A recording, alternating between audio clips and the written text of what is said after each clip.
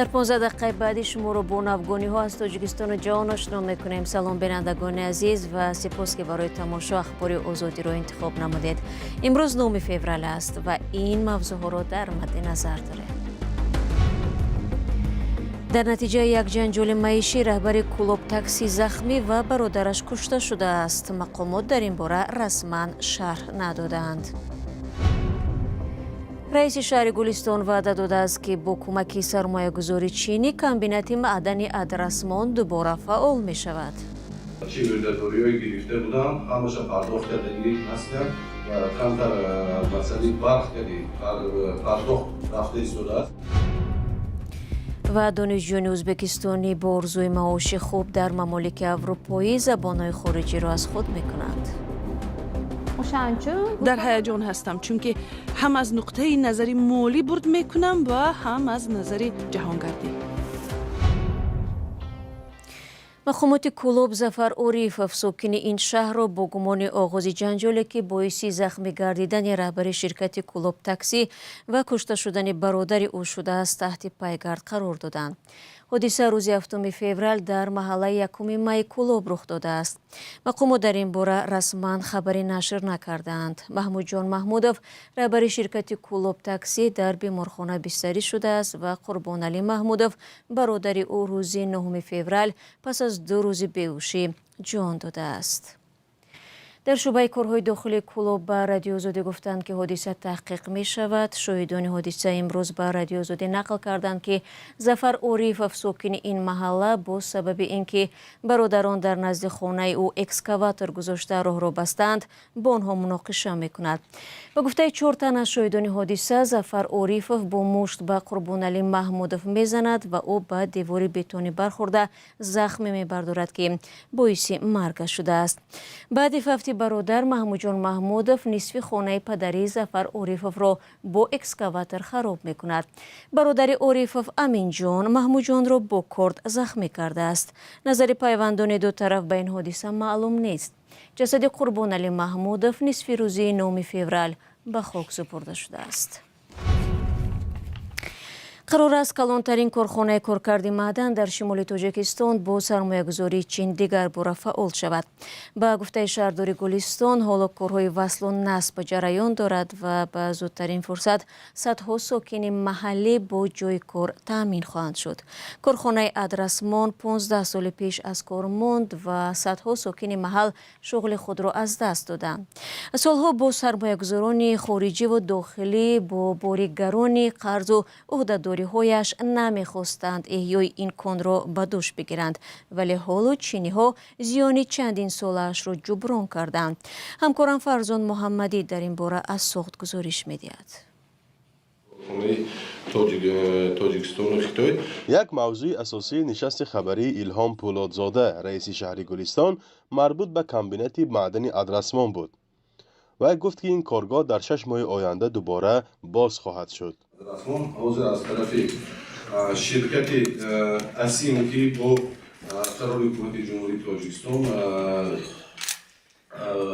شرطنامه به امضا رسیده شده است و از طرف این شرکت حاضر کارهای وصل‌کنی و کارهای ساختمانی در این کمبینات رفته ایستاده است. از طرف شرکت اسیم برای پرداخت نصف معاش چند ساله ها و پرداخت قوه برق قرض و پرداخت اندازها چه وردادوری‌های گرفته بودن همش پرداخت کردگی هستند و کمتر مسئله برق کردی پرداخت رفته ایستاده است. پولادزاده میگوید با خرج 50 میلیون دلار و در نوبت اول تأسیس کار برای 500 نفر این شرکت یکی از کلانترین کارخانه های معدنی تاجیکستان حساب می شود.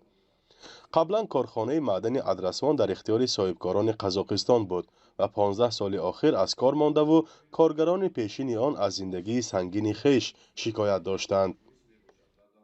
در اونجا متخصصانی که از خود شهرک نمیرسند متخصصی میبرند، لیکن اساسی کارمندان در اونجا خود همون شهرک و کارمندان و خود همون شرکت هم مقصد همین هست که مقصد در پیشون گذاشته که متخصص از خود همون ادرسمان.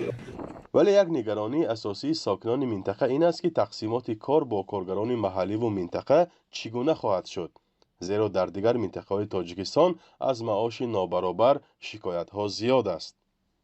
هرچند مقامات طرح سرمایه‌گذاری را امیدبخش می‌نامند، تا حال شرایط حقوقی و ضمانت کار برای مردم بومی کاملا روشن نیست.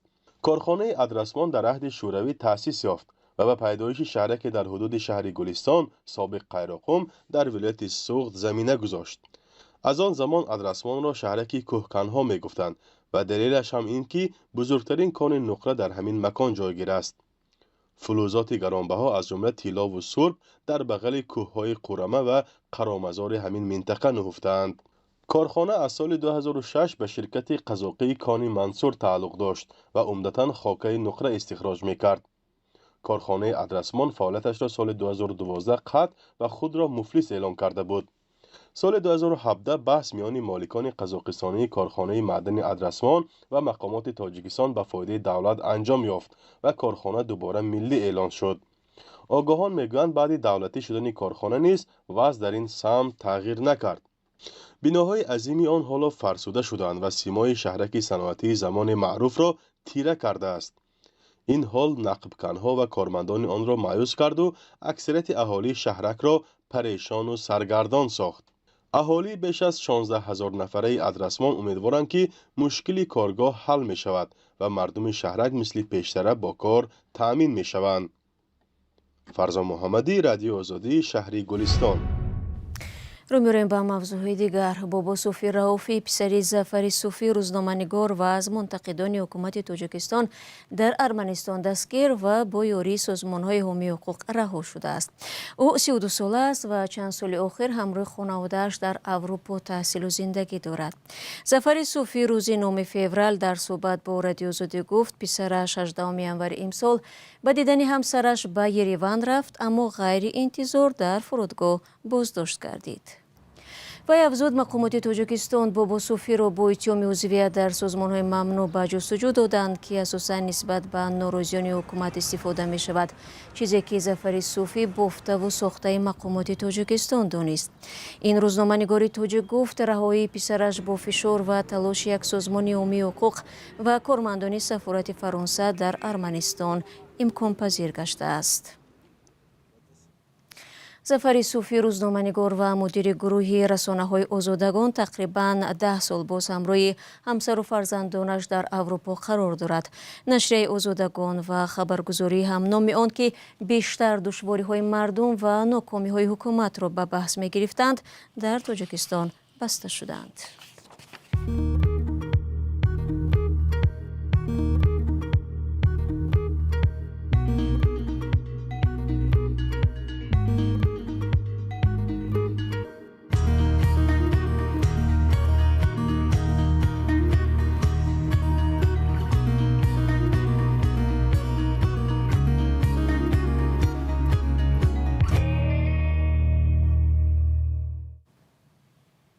شما برنامه اخباری رادیو آزادی را تماشا دارید. در شبکه‌های اجتماعی شکایت زیاد است که داوطلبان کار در کشورهای غربی به اعلان‌های بی‌اساس باور کرده هم از مال و ملکشان محروم شدند و هم با کار تأمین نگردیدند. در ازبکستان دولت تلاش دارد این روند را زیر نظارت بگیرد. خبرنگار فرانس پرس مثلا دانشجویان ساحه طب را مثال آورده است که در دانشگاه زبان آلمانی می‌خوانند تا در آن کشور طبق کسبشان شغل مناسب پیدا کنند. موضوع را همکارمان کیومرسی عطا ادامه می‌دهد.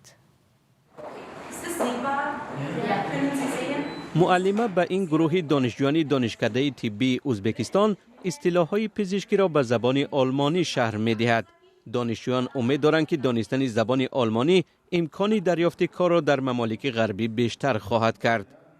سالهای اخیر شماری روزافزون داوطلبان کار از تعقیب و فشار در روسیه خلاصی جسته می‌خواهند که در کشورهای غربی شغل پیدا کنند. بعضی از کشورهای عضو اتحاد اروپا که با کمبود نیروی کاری مواجه می‌باشند با 5 کشور آسیای مرکزی قزاقستان و قرقیزستان، ترکمنستان و تاجیکستان و ازبکستان شرطنامه به امضا رسانده کارگرانی با ملکه ساحه‌های بهداشت و کشاورزی را به کار و زندگی دعوت کردند. شهنازه گلمرادова داوطلب کار از ازبکستان در صحبت با خبرگزاری فرانس پرس گفته است که می‌خواهد در آلمان کار و زندگی کند. در ابتدا برایم معاش آنها جالب بود، اما از خردی جهانگردی را هم دوست می داشتم. تا کنون آرزویم عملی نشده بود. شرکت در این لایحه بهترین امکان عملی شدن آرزوهایم می باشد. در هیجان هستم چون هم از نقطه نظری مالی برد می کنم و هم از نظر جهانگردی.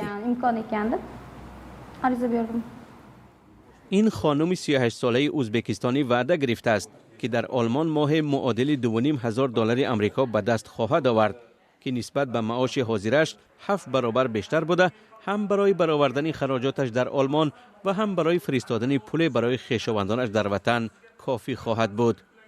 مهاجرت کاری به خارج می تواند میزان بیکاری و کم بضاعتی را در آسیای مرکزی کم کند.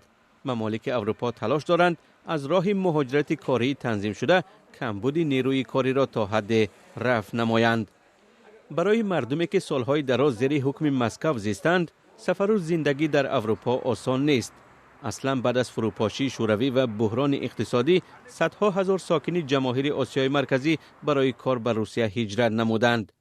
با آغاز تجاوز روسیه به خاک اوکراین در سال 2022 شمار زیادی مهاجران کاری اجباراً به این جنگ برده شدند. ماه می سال روان مقامداران روسیه اطلاع دادند که بیش از 20,000 مهاجر از ازبکستان و قرقیزستان و تاجیکستان را که شناسنامه روسیه گرفتند به جبهه جنگ فرستادند. بعد از حمله تروریستی در تالار کنسرتی کراکوس در کنار مسکو در ماه مارس سال 2024 که در آن بیش از 149 نفر به هلاکت رسید، فشار بالای مهاجران به مراتب بیشتر شد. روسیه با اتهام رهاندازی این حمله بیش از 10 نفر را به دادگاه کشیده است که اکثریت شهروندان تاجیکستان هستند. nemis tilini o'rganish men kutgandan ancha qiyin ekan. فلچر 32 ساله امیدجان علیجانوف در برنامه مهاجرت کاری طبیبان نامنویس شده است. من در آلمان برنامه‌های بزرگی کاری دارم. می‌خواهم جای کار و اقامت یافته عائله‌ام را به آنجا ببرم. امید دارم که بعد 5 سال کار شرطنامه‌ام تمدید می‌یابد. در همین حال حکومت‌های آسیای مرکزی خود را تنها با ارسال مهاجران کاری به اروپا محدود نمی‌کنند.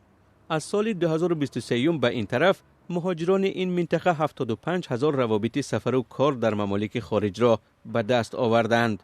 سردار ریاست بخش همکاری‌های بین المللی اگنتی مهاجرت ازبکستان میگوید اداره آنها تلاش دارد شهروندان را به کشورهای فرستد که شرایط کار و زندگی بهتر دارند. امروز ما می‌خواهیم مهاجرت گوناگون شکل باشد. فعلا ما بیشتر شهروندانمان را بر پایه فرمان پرزیدنت کشورمان برای کار و زندگی در اروپا آماده می‌کنیم.